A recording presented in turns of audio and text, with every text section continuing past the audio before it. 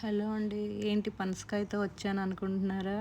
ఏం లేదండి. నిన్న మార్కెట్‌కి వెళ్ళేటప్పుడు పనసకాయ కనిపించింది. సర్లే ఏముంది పనసకాయ బిర్యానీ ట్రై చేద్దామని తీసుకొచ్చాను. అక్కడే కట్ చేపిద్దాం అనుకున్నా గానీ, అక్కడ మన సైడ్ కట్ చేసినట్టు ఇక్కడ మార్కెట్‌లో పనసకాయని కట్ చేసి ఇవ్వరంటండి. ఇలానే ఇంకా తీసుకొచ్చి సర్లే ఏముంది నేనే కట్ చేద్దాం అనుకున్నా. కటింగ్ వరకు ఓకేనండి. ఆ పైన లేయర్ తీయటానికి వచ్చాయి చూడండి తిప్పలు. ఇంక అసలది నేను కట్ చేయటానికి ట్రై చేస్తున్నా. అయితే కటింగ్ అయితే చేసేసాను. ఇంకా ఏ స్టైల్‌లో చేద్దాం రెగ్యులర్‌గా మన సైడు నార్మల్ పనసకాయ బిర్యానీ కాకుండా కొంచెం వెరైటీగా చేద్దామని ఇక్కడ కర్ణాటకలో దొన్నె బిర్యానీ ఫేమస్ అండి. సో, దొన్నె బిర్యానీ చికెన్ బిర్యానీ ఎట్లా ఉంటుందో అలానే పనసకాయతో దొన్నె బిర్యానీ చేస్తా అండి. ఆ వీడియో కూడా మీకు పెడతాను.